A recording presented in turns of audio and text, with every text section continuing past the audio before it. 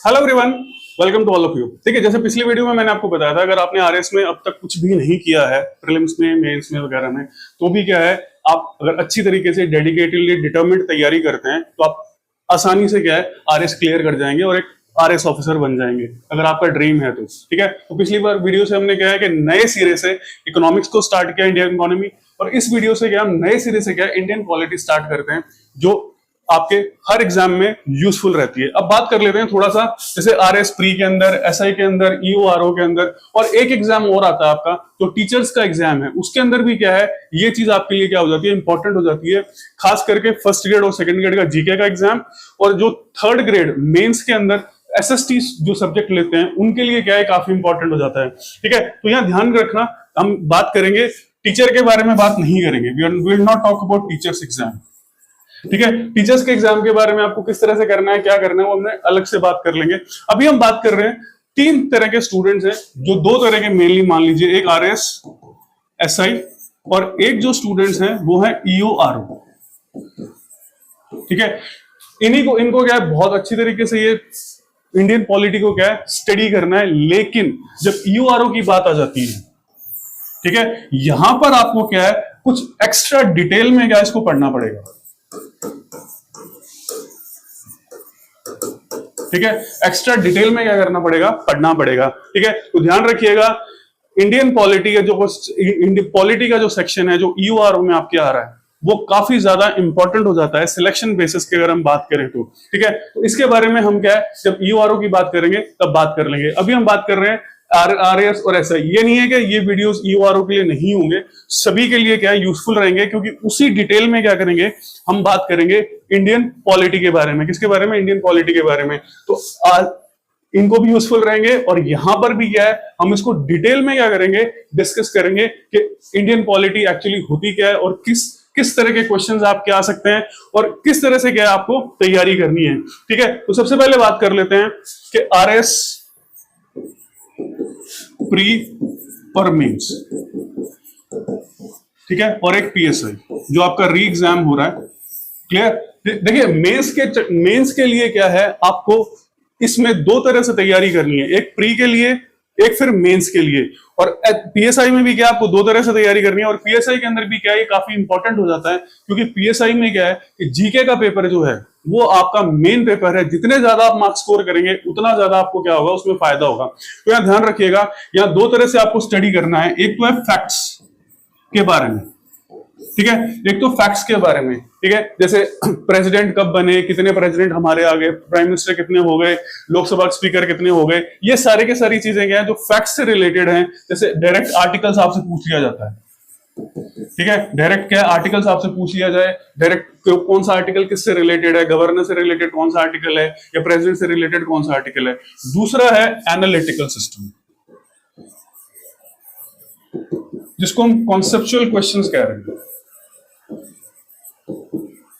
ठीक है, तो दोनों तरह से क्या आपको स्टडी करना है। पहले तो क्या डायरेक्ट क्वेश्चन आते थे, आप कर लेते थे, कोई दिक्कत नहीं थी, लेकिन अब क्या है कि आरपीएससी ने डायरेक्टली कह दिया है कि हम एनालिटिकल क्वेश्चंस को क्या है ज्यादा पूछेंगे, यानी बेसिक्स फैक्ट्स जो होंगे वो आपको क्या है ज्यादा पूछेंगे। तो ये पूरा क्या है नए सिरे से रिवैम्प्ड आपको सिस्टम क्या है दिया जा रहा है। तो अब हम बात कर लेते हैं कि इंडियन पॉलिटी,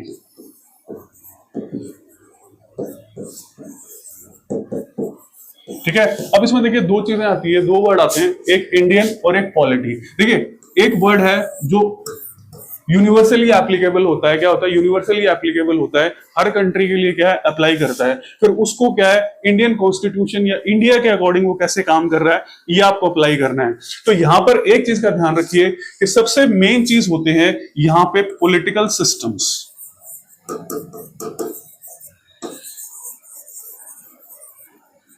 सिस्टम्स, या हम कह लें जो कॉन्स्टिट्यूशन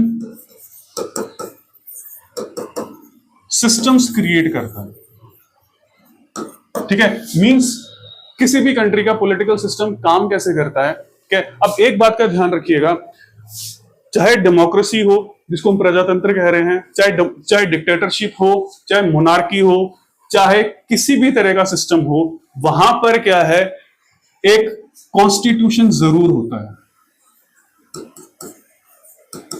क्लियर है? एक क्या है, कॉन्स्टिट्यूशन जरूर होता है। अब इसका मतलब ये नहीं है कि वहां कॉन्स्टिट्यूशनलिज्म भी हो, ठीक है, जिसको हम संविधानवाद कह रहे हैं, कॉन्स्टिट्यूशनलिज्म ही हो। कॉन्स्टिट्यूशन जरूर होता है जिसके अकॉर्डिंग क्या है, वो पॉलिटिकल सिस्टम क्या करता है, काम करता है, पूरे कंट्री के अंदर काम करता है, एक छोटे से स्टेट में भी काम कर सकता है, एक छोटी सी सिटी के अंदर काम कर सकता है, तो किसी भी तरीके से क्या कर सकता है, वो काम कर सकता है। और वो कॉन्स्टिट्यूशन किस तरह से काम करवाता है, तो वो ध्यान रखिएगा, वो क्या करता है, सिस्टम्स क्रिएट करता है, ठीक है, वो क्या करेगा, सिस्टम्स को क्रिएट करेगा। और सिस्टम्स को क्या है, एक स्पेसिफिकली क्या करेगा, अथॉरिटी देगा, फिर उसके बाद में उसको पावर देगा, फिर उसके बाद में वो सारी चीजें करेगा और उसकी क्या लिमिट्स क्रिएट कर देगा, क्या कर देगा, उसकी लिमिट्स को क्रिएट कर देगा कि आपको इतना ही काम करना है, इससे बाहर आपको नहीं जाना है, you have don't have to go outside this, ठीक है। तो ये क्या करती है, इससे क्या सिस्टम क्रिएट होते हैं। तो हम बात कर रहे हैं हमारे इंडियन पॉलिटी की,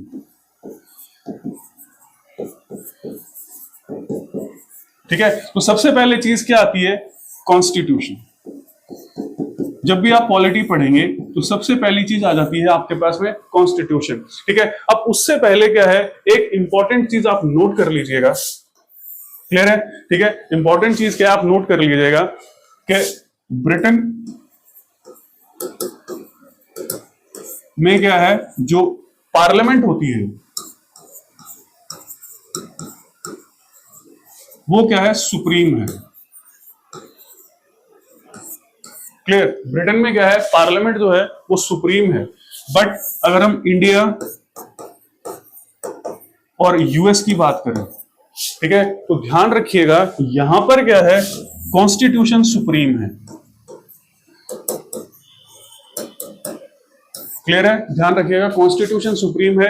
कई बुक्स में क्या लिखा जाता है कि यूएस के अंदर क्या है कि जुडिशरी सुप्रीम होती है, ठीक है। तो यहां ध्यान रखिएगा, जुडिशरी यूएस में सुप्रीम नहीं है। सुप्रीम कौन है, कॉन्स्टिट्यूशन है। वो जुडिशरी इसलिए सुप्रीम हो जाती है क्योंकि जुडिशरी का कोई भी, जो फेडरल जुडिशरी है, उसका कोई भी डिसीजन कट करने के लिए या ओवर रूल करने के लिए या ओवरराइड करने के लिए कि किसकी जरूरत पड़ती है, कॉन्स्टिट्यूशनल अमेंडमेंट की, क्लियर है। तो उस कॉन्स्टिट्यूशन को अमेंड करना क्या है, इतना इजी प्रोसेस नहीं है, बहुत ही टीडियस और बहुत ही डिफिकल्ट प्रोसेस होता है, जिसकी वजह से क्या है, कॉन्स्टिट्यूशन को अमेंड नहीं किया जा सकता। तो उससे क्या होता है कि जुडिशरी ने जो फैसला ले लिया या जुडिशरी ने जो कह दिया, वो क्या है, एक यूनिवर्सल पूरे वहां पर क्या है, एक लॉ की तरह क्या करता है, काम करता है, ठीक है। तो ये एक चीज आ जाती है। अब ध्यान रखिएगा, जब हम बात कर रहे हैं कॉन्स्टिट्यूशन की,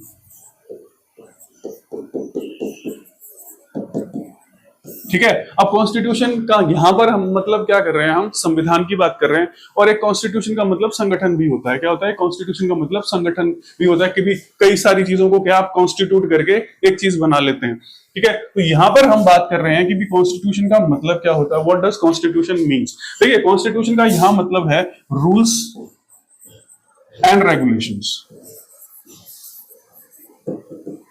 ठीक है। सेट रूल्स और रेगुलेशंस जो होते हैं, क्या होते हैं, सेट रूल्स और रेगुलेशंस जो होते हैं, जिसके अकॉर्डिंग क्या है, कंट्री को रन किया जाएगा, क्या, जिसके अकॉर्डिंग क्या होता है, कंट्री को क्या किया जाता है, रन किया जाता है, ठीक है। मतलब कोई भी कंट्री होगा, उसके अंदर पॉलिटिकल सिस्टम कैसे काम करेगा, वो उस जो रूल्स एंड रेगुलेशंस होते हैं, उसी को हमने क्या कह दिया, कॉन्स्टिट्यूशन कह दिया, ठीक है। और इसी को क्या कह देते हैं, सुप्रीम लॉ ऑफ लैंड, ठीक है। जब हम इंडिया की बात करें, यूएस की बात करें, यूरोपियन की बात करें, तो this is supreme law of land, यानी इससे ऊपर कोई भी लॉ नहीं है, क्लियर है। इससे ऊपर आपके पास कोई भी लॉ नहीं है। अगर कोई भी लॉ बनाया जाएगा तो वो क्या करेगा, इसके अकॉर्डिंग होना चाहिए,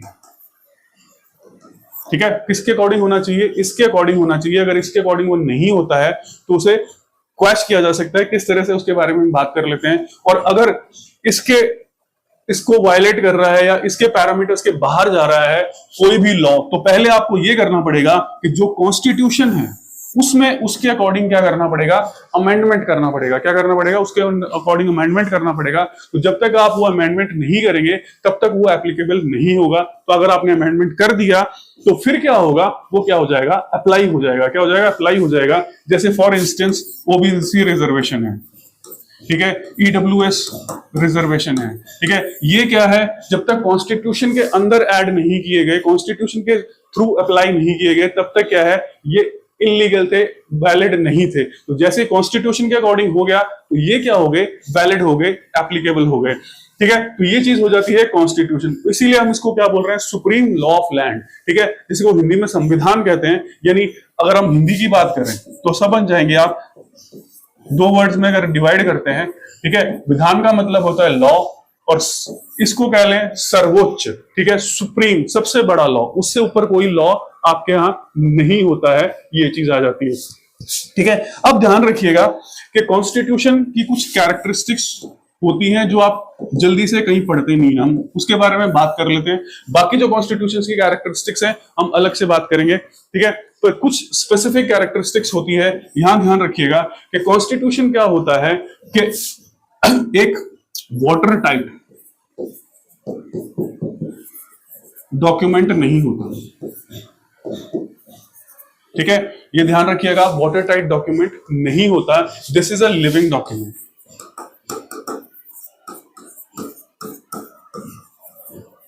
ठीक है, ये क्या है, जैसे जैसे क्या है जरूरत पड़ती है तो इसमें चेंजेस किस तरह होंगे, तो वो भी क्या है, प्रोविजंस इसमें किए जाते हैं। क्या किए जाते हैं, वो भी प्रोविजंस क्या किए इसमें किए जाते हैं। तो इसलिए इसको क्या कह देते हैं, हम लिविंग डॉक्यूमेंट कह देते हैं। तो कई चीजें क्या है, धीरे धीरे कॉन्स्टिट्यूशन के अंदर धीरे धीरे क्या ऐड की गई, उनको अलग अलग नाम दिए गए, वो सारी चीजें क्या है हम यहाँ स्टडी कर लेते हैं। ठीक है, तो सबसे पहले बात कर लेते हैं कि जब कॉन्स्टिट्यूशन होता है तो वो सिस्टम क्रिएट कैसे करता है, किस तरह से वो सिस्टम क्रिएट करेगा जिससे क्या है कि जो कंट्री है वो सिस्टमैटिकली काम करे, क्या करे, एक सिविलाइज्ड तरीके से, एक क्या सिविलाइज तरीके से काम करे, मींस एनार्की ना हो। क्लियर है, मींस क्या है, एनार्की ना हो। ठीक है, तो यहां पर क्या है, कॉन्स्टिट्यूशन क्या करता है, सिस्टम्स क्रिएट करता है तीन तरह के। ठीक है, तीन तरह के क्या करता है, सिस्टम्स क्रिएट करता है। पहला जिसको बोलते हैं हम लेजिस्लेचर, फिर होता है एग्जीक्यूटिव, और फिर होता है जुडिशरी। क्लियर है, फिर होता है जुडिशरी। तो ये चीजें इसके अंदर आ जाती हैं। ठीक है, तो ये आपके पास में आ जाता है। ठीक, और इसी को हम बोल देते हैं doctrine of separation of powers. Clear, इसी को क्या बोलते हैं, doctrine of separation of powers. अब यहाँ लेजिस्लेचर का काम क्या है, ठीक है, सबसे पहला क्या है, लेजिस्लेचर आता है। क्या था, सबसे पहले आप बात करेंगे तो लेजिस्लेचर की बात करेंगे, वो इसलिए करेंगे, हालांकि कॉन्स्टिट्यूशन में क्या है, एग्जीक्यूटिव पहले लिखा गया। ठीक है, अगर हम तीनों की बात करें तो कॉन्स्टिट्यूशन में एग्जीक्यूटिव को पहले लिखा जाता है, बाकी चीजें बाद, बाकी जो क्या बाद में आते हैं। लेकिन सबसे पहला काम क्या है, कहां से शुरू होता है, लेजिस्लेचर से शुरू होता है, मींस फ्रेम लेजिस्लेशन। ठीक है, और लेजिस्लेशन को ही हम क्या कह देते हैं, लॉ कह देते हैं। व्हाट वी ऑल, लेजिस्लेशन को ही हमने क्या कह दिया, लॉ कह दिया। ठीक है, तो कोई भी ध्यान रखिएगा कि कोई भी लेजिस्लेशन जो होगा वो जब तक यहां से पास ऑन नहीं होता है, क्लियर है, यहां से पास ऑन नहीं होता है तो वो आगे एग्जीक्यूटिव तक नहीं जाएगा। ठीक है, एग्जीक्यूटिव तक क्या है, वो नहीं जाएगा। मींस पहला काम क्या है, लेजिस्लेट करना, मींस लॉ को बनाना। किसी लॉ की जरूरत है तो उसको क्या करना, लॉ को क्रिएट करना या लॉ को बनाना। तो इस क्या काम किसका है, लेजिस्लेचर का काम है। तो लेजिस्लेचर क्या करती है, लॉ फ्रेम करती है, और यहां पर इसका काम क्या हो जाता है, खत्म हो जाता है। कि मींस काम कॉन्स्टिट्यूशन ने लेजिस्लेट करने का काम किसको दिया है, लेजिस्लेचर को। फिर एग्जीक्यूटिव का काम होता है इसको इंप्लीमेंट करना। ठीक है, एग्जीक्यूटिव का काम क्या है, इसको क्या करना, इंप्लीमेंट करना। यानी जो लॉ यहां से बनकर यहां पर आता है, क्यों, ध्यान रखिएगा कि लेजिस्लेचर क्या है, एक छोटा सा एक ग्रुप होता है, एग्जीक्यूटिव क्या है, एक बहुत बड़ा ग्रुप होता है, मतलब बहुत बड़ा ये सिस्टम है। क्यों, क्योंकि ये क्या करता है, डे टू डे पब्लिक के साथ क्या करते हैं, डीलिंग करते हैं। तो इसके अंदर आपके पास में सारी चीजें कवर हो जाती हैं। हम देखते हैं क्या क्या कवर इसके अंदर होता है। ठीक है, तो ये आपके पास में आ गया, इसका काम क्या है, इंप्लीमेंट करना। और जुडिशरी का काम क्या है, हमारे यहाँ जुडिशरी को दो स्पेसिफिक काम दिए गए हैं। क्या काम दिए गए हैं, एक तो वो ये देखती है कि इसको जो लॉ बनाकर दिया गया है एग्जीक्यूटिव को, एग्जीक्यूटिव ने उस लॉ के अकॉर्डिंग उस काम को किया है या नहीं किया गया। कहीं एग्जीक्यूटिव ने ऐसा काम तो नहीं किया है जिससे क्या है कि उसने लॉ के पैरामीटर से बाहर जाकर काम किया है। तो पहला काम तो ये चेक करना कि इस तरह का मींस इसके ऊपर क्या है कि एक बॉस बिठाया गया है, वो चेक करेगा कि आप काम सही तरीके से कर रहे हैं या नहीं कर रहे हैं। पहला काम तो ये हो गया। और दूसरा काम ये है इसका कि लेजिस्लेचर में ये देखना कि लेजिस्लेशन जो बनाया गया है, क्या बनाया गया है वो कॉन्स्टिट्यूशन के अकॉर्डिंग है या नहीं है। ठीक है, वो क्या है कॉन्स्टिट्यूशन के अकॉर्डिंग है या नहीं है। तो ये दो चीजें उनको देखनी पड़, जुडिशरी देखती है, तो ये चीजें आपके पास में आ जाती है। ठीक है, और इसी को हम क्या कह देते हैं, हम एक तरह से रिव्यू कह देते हैं कि जुडिशरी क्या कर रही है, रिव्यू कर रही है सारी चीजों का। ठीक है, अब यहां पर ध्यान रखिएगा, एक इंपॉर्टेंट चीज हो जाती है कि हमने कहा है कि कॉन्स्टिट्यूशन में लेजिस्लेट करने का, ठीक है, यानी लेजिस्लेशन बनाने का जो पावर होती है वो किसके पास में है, लेजिस्लेचर के पास। क्लियर है, किसके पास पावर है, लेजिस्लेचर के पास में पावर है। ठीक है, तो इसका मतलब क्या हुआ, एग्जीक्यूटिव एंड जुडिशरी। ठीक है, मींस एग्जीक्यूटिव या जुडिशरी कोई लॉ बनाती नहीं है क्या। ठीक है, यानी कि इंडिया में जितने भी लॉ काम कर रहे हैं, जितने भी रूल्स अप्लाई हो रहे हैं या और हो रहे हैं, ठीक है, वो सारे के सारे क्या यहीं से बनकर आए हैं क्या। ठीक है, वो क्या लेजिस्लेचर से एमिनेट हुए हैं क्या, लेजिस्लेचर से निकले हैं क्या, ऐसा नहीं होता है। ठीक है, ऐसा क्या है, नहीं होता है। ठीक है, तो लेजिस्लेचर क्या करती है, मोटे तौर पे क्या करेगी, ठीक है, एक ब्रॉड आउटलाइन फ्रेम कर देती है। ठीक है, मोस्ट केसेस में क्या करते हैं, ब्रॉड आउटलाइन को क्या कर देते हैं, फ्रेम कर देते हैं और एक पैरामीटर सेट कर देते हैं कि भी इन पैरामीटर्स के अकॉर्डिंग क्या है। यहां पर दो चीजें हैं, एक तो क्या करती है वो एग्जीक्यूटिव को एक क्या कर देती है, कुछ गाइडलाइंस दे देती है उस लॉ के अकॉर्डिंग कि अब आपको क्या करना है, इन गाइडलाइंस के अकॉर्डिंग आपको क्या है अपने तरीके से क्या है कुछ चीजें फ्रेम करनी है। क्या करती है, कुछ चीजें क्या होती हैं, फ्रेम करनी है। मींस आपको भी क्या है, लॉ बनाने की हमने पावर, सेकेंडरी पावर दे दी, लेकिन वो पावर क्या है, उसी पैरामीटर्स या उसी गाइडलाइंस के अंदर है जो हमने आपको क्या है दी है। जैसे मान लीजिए जब कोविड हुआ था, ठीक है, जब कोविड आया था, ठीक है, तो जो गाइडलाइंस होती थी, क्या होती थी गाइडलाइंस, कि भी इतने बजे मार्केट बंद हो जाएगा, इतने बजे खुलेगा, इतनी रिलैक्सेशन मिलेगी, इनको अलाउ नहीं किया जाएगा, ये सिर्फ अलाउ होंगे जैसे दूध वाले, सब्जी वाले, आटा चक्की वाले और वाले जो एसेंशियल आइटम्स है ये अलाउ होंगे। ये काम लेजिस्लेचर ने नहीं किया था। ठीक है, ये काम क्या लेजिस्लेचर ने नहीं किया था, ये काम किसने किया था, एग्जीक्यूटिव ने किया था। मींस रूल्स उन्होंने भी क्या है बनाए थे। और तो ध्यान रखिएगा कि ऐसा नहीं है कि लेजिस्लेचर ही क्या करती है, लेजिस्लेट करती है। ठीक है, मींस ये भी क्या करते हैं, लॉ को क्रिएट करते हैं, लॉ बनाते हैं, लेकिन जो प्राइमरी तरीका है लॉ बनाने का, जो कॉन्स्टिट्यूशन में लिखा हुआ है कि इस तरह से लॉ बनेगा, पहले क्या होगा, उसका वो बिल पार्लियामेंट में आएगा, फिर उसका पूरा डिस्कशन होगा, फिर उस पर बहस होगी, फिर उसके ऊपर वोटिंग होगी, और उसके बाद क्या है, फिर प्रेसिडेंट की असेंट होगी। तो उस तरीके से जो लॉ बनाया जाता है, जिसको प्राइमरी तरीका कहते हैं, वो क्या है, किसके पास में है, लेजिस्लेचर के पास में है। क्या है, लेजिस्लेचर के पास में है। यहां पर क्या है, एग्जीक्यूटिव क्या कर रही है, जब उसको जरूरत है उसके अकॉर्डिंग क्या कर रही है, क्योंकि डे टू डे में क्या है, रोज की रोज उसको क्या है, नई चीज की जरूरत पड़ती है, तो वो रोज क्या करते हैं, आपके नई पॉलिसीज बनाते हैं। जैसे आपने भी कल परसों इन दिनों चल रहा है ट्रांसफर पॉलिसी। ठीक है, तो टीचर्स क्या कर रहे हैं, जो थर्ड ग्रेड के खास करके टीचर्स हैं, वो क्या कर रहे हैं, वो एजिटेशन कर रहे हैं कि हमारा ट्रांसफर पॉलिसी कुछ बनाई जाए या ट्रांसफर किया जाए, क्योंकि हम सालों से क्या है ऐसे एरिया में रह रहे हैं जहां पे हम नहीं रहना चाहते या हमें कोई प्रॉब्लम है। तो वो क्या है, नई ट्रांसफर पॉलिसी बनाई जाती है। फिर क्या है, डिफरेंट पॉलिसीज बनाई जाती है।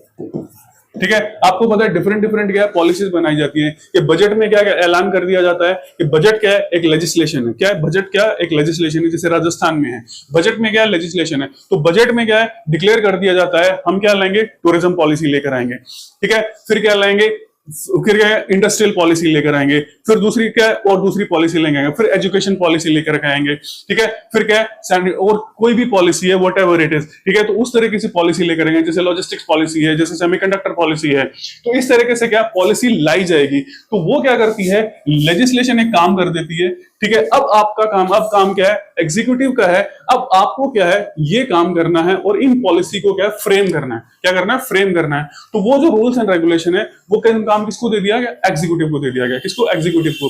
अब ये काम क्या कर रही है, एग्जीक्यूटिव कर रही है। क्या कर रही है, एग्जीक्यूटिव कर रही है, ठीक है। तो ध्यान रखिए, legislate as per primary system है, वो लेजिस्लेचर का काम है। लेकिन जब हम इस तरह से आते हैं तो एग्जीक्यूटिव भी क्या है, लॉ बना रहे हैं, फ्रेम कर रहे हैं, रूल्स बना रहे हैं, रेगुलेशंस बना रहे हैं।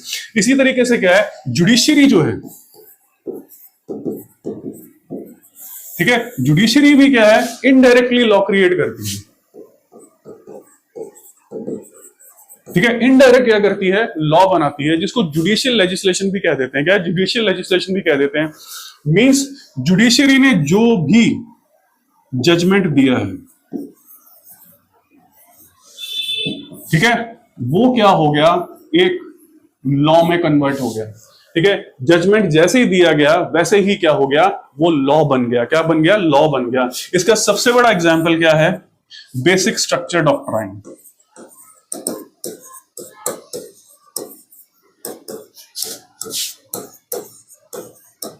ठीक है, सबसे बड़ा एग्जांपल क्या है, बेसिक स्ट्रक्चर डॉक्ट्राइन। दूसरा एक सबसे बड़ा एग्जांपल आपके पास में क्या आता है, 50% से ज्यादा रिजर्वेशन नहीं हो सकता, ठीक है। 50% से ज्यादा क्या होता है, रिजर्वेशन नहीं हो सकता। तो ये किसका बनाया हुआ है, ये लेजिस्लेचर ने नहीं बनाया, और ये भी क्या लेजिस्लेचर ने नहीं बनाया, ये दोनों किसने बनाया, जुडिशरी ने बनाया। हमारे सुप्रीम कोर्ट के बनाए हुए लॉज है। क्या है, सुप्रीम कोर्ट ने क्या है, ये लॉज बनाए हैं, ठीक है। तो अभी भी आप अभी क्या है, हाल ही में आपने सुप्रीम कोर्ट में देखा होगा कि सुप्रीम कोर्ट ने एक डायरेक्शन निकाल रखी है। क्या करिए, डायरेक्शन निकाल रखी है कि सारे कोचिंग इंस्टीट्यूट्स को क्या करना पड़ेगा, शिफ्ट होना पड़ेगा। कहां पर, कहां शिफ्ट होना पड़ेगा, कोचिंग हब प्रताप नगर जयपुर में, ठीक है। जो भी सिस्टम, जो भी काम यहाँ गोपालपुरा बाईपास पे कर रहे हैं, तो वो क्या है, अगर सुप्रीम कोर्ट ने अभी डायरेक्शन दी है, क्या है, अभी डायरेक्शन दी है, ठीक है, सिर्फ डायरेक्शन दी है कि आप चेक कीजिए और कीजिए। अगर सुप्रीम कोर्ट इसको स्टेट जजमेंट की फॉर्म में कन्वर्ट कर दे,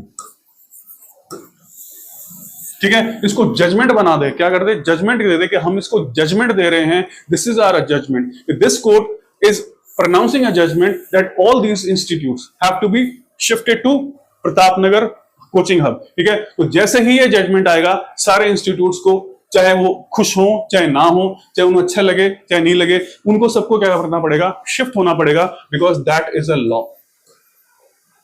ठीक है। वो एक तरह से क्या है, एक लॉ बन गया, एक रूल बन गया, इसको आप वायलेट नहीं कर सकते। क्या कर सकते हैं, इसको आप वायलेट नहीं कर सकते। तो ये हो गया कि जुडिशरी क्या कर रही है, आपके लिए क्या कर रही है, काम कर रही है। तो जुडिशरी भी क्या है, लॉ बना रही है। जुडिशरी जो भी फैसला लेगी वो एक लॉ की तरह क्या होगा, काम करेगा। क्या करेगा, काम करेगा। इसी तरह से क्या है, पीएसआई का एग्जाम किसने कैंसिल किया था, जुडिशरी ने कैंसिल किया था 2021 का, ठीक है। वो एग्जीक्यूटिव ने कैंसिल नहीं किया था, तो वो क्या है, एक तरह से रूल बन गया कि आप इसको कैंसिल करें, भी एग्जाम दोबारा नहीं हो सकता है। लेकिन वो आगे उन्होंने लागू नहीं किया, वो सिर्फ इस एग्जाम पर लागू होगा। ये नहीं कि हम आगे भी लागू कर दे, आगे भी कैंसिल कर दे, नहीं।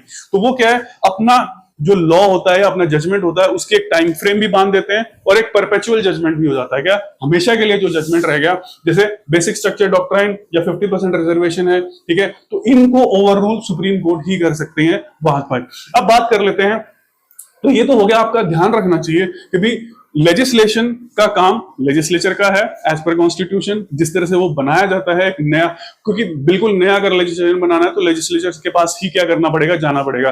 आप सुप्रीम कोर्ट के पास जाएंगे तो सुप्रीम कोर्ट पहले एक लॉ को पहले चेक करेगी, ठीक है। तो वो लॉ अगर काम का नहीं है तो ही सुप्रीम कोर्ट क्या करेगी, इंटरवीन करेगी। सुप्रीम कोर्ट अपने आप से कोई लॉ बनाने के लिए नहीं जाती है कि ठीक है, क्योंकि सुप्रीम कोर्ट ने डायरेक्ट कह रखा है कि लेजिस्लेशन का काम क्या, लेजिस्लेचर का है। हाँ, अगर किसी लॉ में कोई प्रॉब्लम आ रही है, कहीं कोई दिक्कत आ रही है, तब आप हमारे पास आइए, हम फिर चेक करेंगे कि उसमें क्या करना है या क्या नहीं करना है, ठीक है। तो ये हो गया एग्जाम क्लियर आपके पास में कि अगर आपके पास इस तरह से कोई क्वेश्चन आ जाता है तो ध्यान रखिएगा, यहां पर ये इंपॉर्टेंट है कि लेजिस्लेचर की तरह लेजिस्लेशन की तरह उसको बनाया जा रहा है, तो सिर्फ काम किसका है? लेजिस्लेचर का। अगर इस तरह से क्वेश्चन आ जाता है कि ये बनाते हैं नहीं बनाते, तो आप ध्यान रखेंगे कि एग्जीक्यूटिव भी लॉ बना रहे हैं, रूल्स लाइक बना रहे हैं, रेगुलेशंस बना रहे हैं, और जुडिशरी तो लॉ बनाती ही बनाती है इनडायरेक्टली, जिसे हम लेजिस्लेशन कहते हैं। अब बात कर लेते हैं एग्जीक्यूटिव की। ठीक है, देखिए हम अभी डिटेल में नहीं जा रहे, हम इसके बेसिक्स की बात कर रहे हैं। We are talking about basics only, कि भाई बेसिक्स क्या है। अब ध्यान रखिएगा, एग्जीक्यूटिव आपको दो तरह के मिलेंगे। इसको हम कह रहे हैं पॉलिटिकल,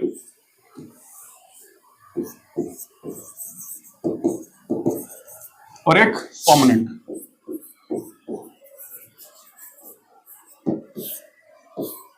ठीक है, एक क्या है पॉलिटिकल और एक क्या है परमानेंट।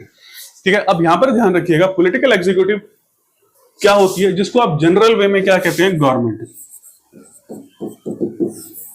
ठीक है, देखिए ये जनरल वे है, टेक्निकल नहीं है, ध्यान रखिएगा। This is not technical. हम जनरल तरीके से जिसको सरकार समझते हैं ना, वो ये चीज है। क्या है वो? ये चीज है कि सरकार कौन सी है। जैसे राजस्थान में अगर बात की जाएगी तो सरकार किसकी है? भारतीय जनता पार्टी की है। ठीक है, और चीफ मिनिस्टर यानी सरकार किसकी है? भजन लाल जी की सरकार है, क्योंकि मुख्यमंत्री वो हैं और मंत्री परिषद क्या है? उनकी से बनाई गई है। तो वो क्या है? गवर्नमेंट है डायरेक्टली। हम अभी टेक्निकल पॉइंट्स पे नहीं जा रहे हैं, ध्यान रखिएगा।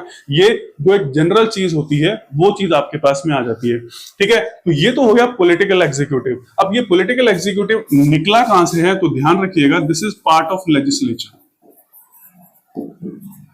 ठीक है, इस पार्ट ऑफ लेजिस्लेचर। अब इसको परमानेंट नहीं कह रहे हैं, we are not saying it permanent, क्योंकि ये क्या है? ऐसा नहीं है कि एक बार बन गई तो कभी हटेगी नहीं। ठीक है, तो इसका एक टाइम फ्रेम है, तभी तक ही रहेगी। दोबारा अगर इसको बनना है तो दोबारा इलेक्शंस में जाना पड़ेगा, फिर इलेक्शन जीतना पड़ेगा, और फिर आप अगर आपके पास में पावर है, आपके पास में वो जो सारी चीजें हैं, एबिलिटी है, फैकल्टी है, या सब कुछ है, तो ही आप क्या है? हमेशा परपेचुअल क्या है? इसमें रह सकते हैं। क्या कर सकते हैं? एक परमानेंट रह सकते हैं। यहां पर क्या है जिसको हम परमानेंट कह रहे हैं? ठीक है, तो ये देखिए हम इसको डिटेल में अच्छी तरीके से करेंगे, अभी हम समझने के लिए बात कर रहे हैं। तो इसको हमने क्या कह दिया? पॉलिटिकल एग्जीक्यूटिव, जिसको हम क्या कह देते हैं? Council of ministers. ये क्या है? काउंसिल ऑफ मिनिस्टर्स है, headed by prime minister in the centre और सीएम इन द स्टेट। ठीक है, और जो परमानेंट एग्जीक्यूटिव होते हैं, परमानेंट एग्जीक्यूटिव का मतलब सरकार के वो जितने भी गवर्नमेंट एम्प्लॉइज हैं, क्या जो सरकार के लिए क्या है? काम करते हैं। जो जितने भी गवर्नमेंट एम्प्लॉइज हैं जो सरकार के लिए क्या है? काम करते हैं, उन्हें हम कहते हैं परमानेंट। अब परमानेंट क्यों कहा? ठीक है, परमानेंट हमने क्यों कहा इसको? क्योंकि परमानेंट इसलिए कहा कि एक बार अगर किसी का सिलेक्शन हो जाता है, ठीक है, एक बार अगर किसी का जॉब में किसी का सिलेक्शन हो जाता है, तो वो रिटायरमेंट तक क्या है? उसे गवर्नमेंट हटा नहीं सकती है। ठीक है, मतलब वो जो सिस्टम है, जो भी अगर उन्होंने कोई क्राइम कर दिया हो या कोई भी कर दिया हो, तो एक अलग चीज है। जनरली वो उसे रिटायरमेंट तक नहीं हटाया जा सकता। मींस वो उसी जॉब में क्या है? रहेंगे। खुद रिजाइन कर दें या और कर दें, वो एक अलग चीज है। लेकिन ऐसा नहीं है कि एक आरएस बन जाएगा तो उसे कहेंगे ठीक है 5 साल के बाद आपको फिर आरएस का एग्जाम देना है। ऐसा नहीं है। ठीक है, कि आप 5 साल तक आरएस रहेंगे और 5 साल के बाद फिर आप नए आरएस का एग्जाम देंगे, तभी आप उस कुर्सी पर रहेंगे। ऐसा नहीं है। वो आरएस जो बन गया वो रिटायरमेंट तक वहीं रहेगा। अगर प्रमोशन से आईएएस में ट्रांसफर हो जाए, आईएएस में वो चले जाते हैं तो एक बात अलग है, लेकिन वो आरएस रहेंगे। उन्हें कोई हटा नहीं सकता है, unless there is a criminal proceedings या जुडिशियल प्रोसीडिंग्स उसके अगेंस्ट है या नहीं है। नहीं हो तो उन्हें नहीं हटाया जा सकता अगर उन्होंने कोई गलत काम नहीं किया है, normal rules and regulation follow कर रहे हैं तो इसीलिए उनको कह दिया, क्या कह दिया? Permanent executive. तो वो क्या है? परमानेंट एग्जीक्यूटिव है। एग्जीक्यूटिव क्यों कहा गया हमने उसको? क्योंकि क्या है? लेजिस्लेशन से जो काम उनको दिया गया है वो काम क्या है? वो कर रहे हैं, इसलिए उनको कह दिया है परमानेंट एग्जीक्यूटिव। क्योंकि ये क्या है? रिटायरमेंट तक वहीं पर रहते हैं, उन्हें हटाया नहीं जा सकता है। तो ये आपके पास में एक चीज आ जाती है। ठीक है, अब एक चीज इंपॉर्टेंट होती है, ध्यान रखिएगा कि अब एक चीज आती है इंपॉर्टेंट चीज, जो आपके कोर्स में या उसमें स्पेसिफिकली लिखी गई है, वो है नेचर ऑफ कॉन्स्टिट्यूशन। ठीक है, ये देखिए दो चीजें हैं यहां पर, एक ध्यान रखिएगा, यहां पर क्या है? दो चीजें आती है आपके पास में, एक नेचर और एक जो चीज आती है वो आती है कैरेक्टरिस्टिक्स ऑफ कॉन्स्टिट्यूशन।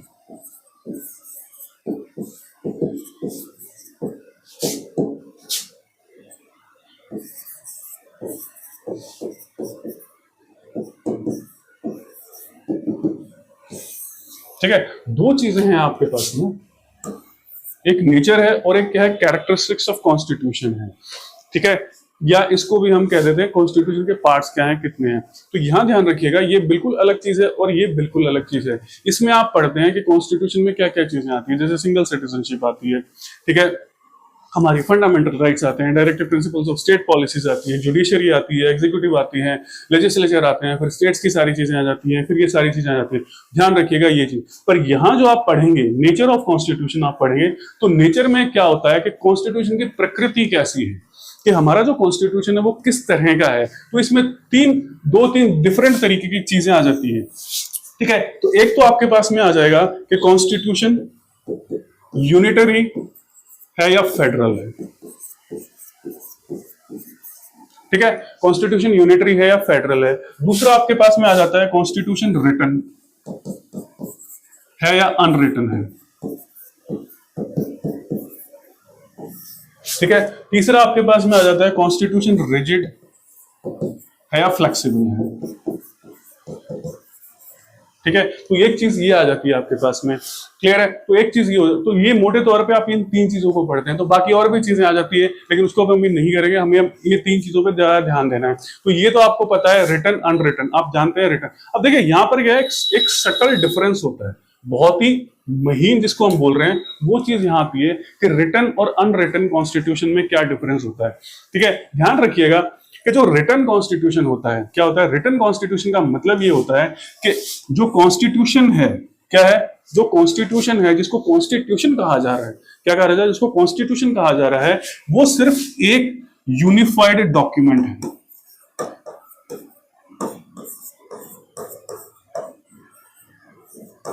क्लियर है, क्या है, एक यूनिफाइड डॉक्यूमेंट है कि ये क्या है, कॉन्स्टिट्यूशन है। अब वो डॉक्यूमेंट चाहे 20 पेज का हो, चाहे 20,000 पेज का हो, या 2,000 पेज का हो, लेकिन वो एक ही डॉक्यूमेंट है जिसको क्या कहा जा रहा है, कॉन्स्टिट्यूशन कहा जा रहा है। पहला पॉइंट तो ये है। दूसरा, एक चीज का ध्यान रखिएगा, जब हम रिटन कॉन्स्टिट्यूशन की बात कर रहे हैं, ठीक है, तो रिटन कॉन्स्टिट्यूशन के लिए एक इंपॉर्टेंट चीज ये हो जाती है कि जब भी कोई कॉन्स्टिट्यूशन बनता है, रिटन कॉन्स्टिट्यूशन नया बनता है, ठीक है, किसी भी कंट्री में बनाया जाए, XYZ किसी भी कंट्री में बनाया जाए, तो उसके लिए क्या है, एक कमिटी बनाई जाती है। ठीक है, एक क्या की जाती है, कमिटी बनाई जाती है, और उस कमिटी को ही क्या किया जाता है, एक रिस्पॉन्सिबिलिटी सौंपी जाती है कि आप क्या करेंगे, कॉन्स्टिट्यूशन को बनाएंगे, जिसको हम बोलते हैं कॉन्स्टिट्यूएंट असेंबली।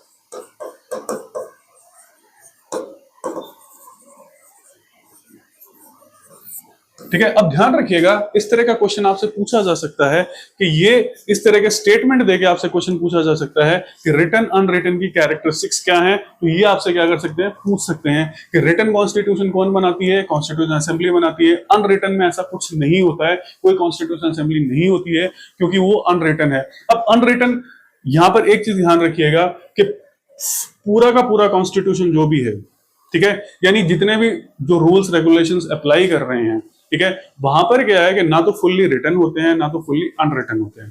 ठीक है, कुछ ऐसे रूल्स एंड रेगुलेशंस हैं, जैसे हमारे यहाँ इंडिया में है, ठीक है, कि भी कुछ ऐसे रूल्स हैं जो हालांकि कॉन्स्टिट्यूशन में नहीं है, लेकिन फिर भी वो क्या है, यूनिवर्सली एप्लीकेबल है। ठीक है, जैसे हिंदू मैरिज एक्ट में बहुत बार क्या है, कोर्टों ने ये कहा गया है कि सप्तपदी यानी 7 फेरे अगर नहीं होते हैं तो वो शादी वैलिड नहीं होती है। ठीक है, वो शादी क्या है, वैलिड नहीं होती है। तो इस तरह से क्या है, काफी चीजें ऐसी आ जाती हैं वो चीज। और उसी तरीके से क्या है, अनरिटन, अनरिटन का मतलब ये नहीं है कि हवा में सब कुछ है, क्या है, हवा में सब कुछ है। अब अनरिटन में एक इंपॉर्टेंट चीज आ जाती है कि अनरिटन का मतलब ये है कि यहां पर क्या है कि पार्लियामेंट जो भी लॉ बना रही है, क्या कर रही है, पार्लियामेंट क्या है, जो भी लॉ बना रही है, जहां पर अनरिटन कॉन्स्टिट्यूशन है, जैसे इंग्लैंड के अंदर, हम स्पेसिफिकली इंग्लैंड की बात की जाती है कि ज्यादा मोटे तौर पर 2 या 3 को छोड़कर अनरिटन कॉन्स्टिट्यूशन नहीं है, हर जगह क्या है, रिटन कॉन्स्टिट्यूशन है। तो यहां पर क्या है कि ये जो चीज है अनरिटन, अनरिटन का मतलब ये नहीं है कि कॉन्स्टिट्यूशन लिखा ही नहीं गया है। ठीक है, अगर कॉन्स्टिट्यूशन कुछ लिखा ही नहीं जाएगा, वेग होगा, हवा में होगा, तो आप जुडिशरी के पास जाएंगे कैसे कि कोई काम इस तरह से किया गया है। हालांकि क्या है, वहां जुडिशरी सुप्रीम नहीं है, लेकिन फिर भी क्या है, ध्यान रखिएगा कि ब्रिटेन में जो रूल लीगल जो सिस्टम्स चल रहे हैं, कस्टम्स चल रहे हैं और चल रहे हैं, उनके खिलाफ जल्दी से वहां की पार्लियामेंट नहीं जा सकती है। ठीक है, तो यहां पर क्या है, उस डिटेल में हम बाद में जाएंगे, हम सिर्फ कुछ देख रहे हैं कि दोनों में सटल डिफरेंस क्या है। तो यहां ध्यान रखिएगा कि जब कोई भी कॉन्स्टिट्यूशन एक ही डॉक्यूमेंट में नहीं होता है, क्लियर है, कोई भी कॉन्स्टिट्यूशन जो है, वो पूरा कॉन्स्टिट्यूशन जो है वो एक ही डॉक्यूमेंट में नहीं होता है, तब उसको क्या कह दिया जाता है, अनरिटन। यानी पार्लियामेंट में जो भी पास किया वो सारा का सारा क्या है, कॉन्स्टिट्यूशन का पार्ट है। क्या है, कॉन्स्टिट्यूशन का क्या है, पार्ट बन जाता है। ठीक है, that is part of constitution. अब हर बार क्या है कि उसको कॉन्स्टिट्यूशन में ऐड नहीं किया जा सकता। क्या है, हर बार कॉन्स्टिट्यूशन में ऐड नहीं किया जा सकता, क्योंकि ब्रिटेन की पार्लियामेंट क्या है, साल में काफी सारे लॉज पास करती है। अब वो सारे बार बार क्या है, कॉन्स्टिट्यूशन को ऐड नहीं किया जाता, तो वहां पर क्या है, उसको अनरिटन कह दिया जाएगा। But this is not unwritten, वो अनरिटन नहीं है, ये सारे के सारे क्या है रिटन फॉर्म में है, लेकिन एक स्पेसिफिक डॉक्यूमेंट नहीं है।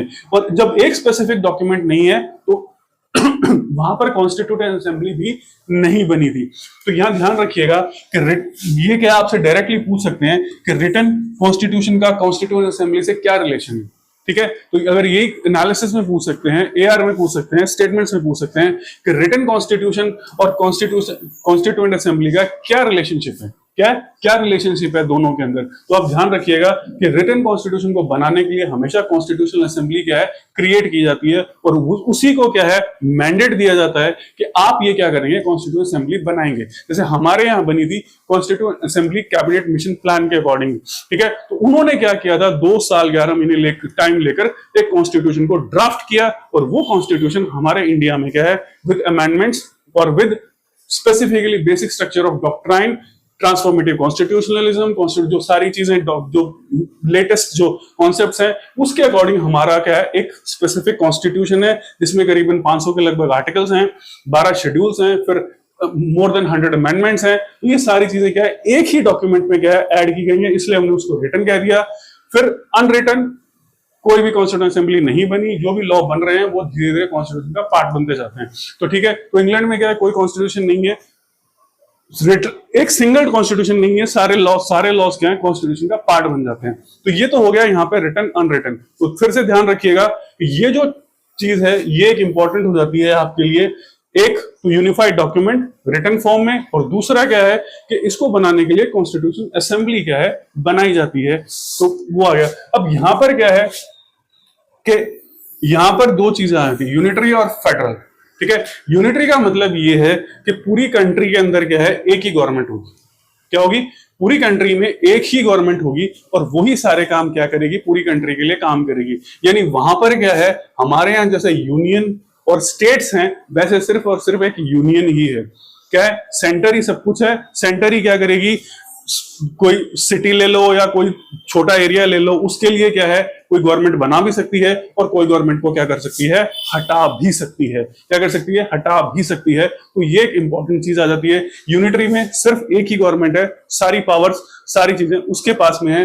अगर कोई दूसरी यूनिट्स हैं पेरिफेरी में, जैसे हमारे यहाँ स्टेट्स हैं, ठीक है, उस तरह से अगर कोई है, तो बनाने की पावर किसके पास में है, सेंटर के पास। खत्म करने की पावर भी क्या है, किसके पास में है, सेंटर के पास में है। जबकि फेडरल में क्या है, यहां पे इसको बोल देते हैं सिंगल पॉलिटी। ठीक है, एक ही सिस्टम काम कर रहा है। क्या एक ही सिस्टम क्या काम कर रहा है, यहां पर क्या है, ड्यूअल पॉलिटी है। क्या है, ड्यूअल पॉलिटी है, मींस एक यूनियन है आपके पास में, सेंटर, और एक क्या है, स्टेट्स है।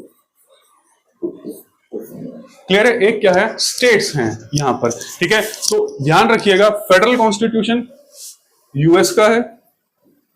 जब एग्जाम्पल्स दिए जाते हैं या सामने रखा जाते हैं, यूनिटरी कॉन्स्टिट्यूशन किसका है, यूके का है। किसका, यूके का क्या है, यूनिटरी कॉन्स्टिट्यूशन है। ठीक है, तो ये बेसिक चीजें अभी हम कर रहे हैं, डिटेल्स आगे वाले वीडियोस में बात करेंगे। अब रिजिड और फ्लेक्सिबल,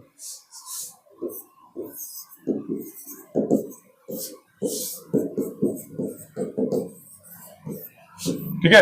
अब यहां पर क्या है, हम 2 चीजें ध्यान में रखेंगे, सिर्फ ये बात करेंगे कि रिजिड और फ्लेक्सिबल का मतलब क्या है, इसका कैटेगराइजेशन जो भी होगा वो हम बाद में करेंगे। ध्यान रखिए, अब फ्लेक्सिबल और रिजिड, अब ध्यान रखिएगा कि कोई भी लेजिस्लेचर है वो 2 तरह के लॉज बनाता है। ठीक है, कोई भी लेजिस्लेचर जो होती है वो दो तरह के क्या लॉज बनाती है। एक तो होता है ऑर्डिनरी लॉ,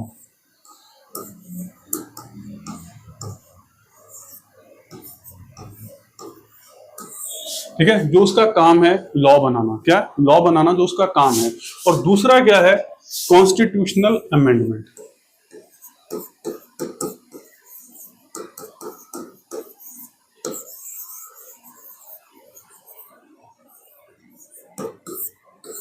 ठीक है, ध्यान रखिएगा, दूसरा क्या है, कॉन्स्टिट्यूशनल अमेंडमेंट लॉ। ठीक है, अब रिजिड और फ्लेक्सिबल में बेसिक डिफरेंस क्या होता है, ये एक इंपॉर्टेंट चीज आ जाती है। वो ये है कि फ्लेक्सिबल जो कॉन्स्टिट्यूशन होता है उसमें इन दोनों में कोई भी डिस्टिंक्शन नहीं होता।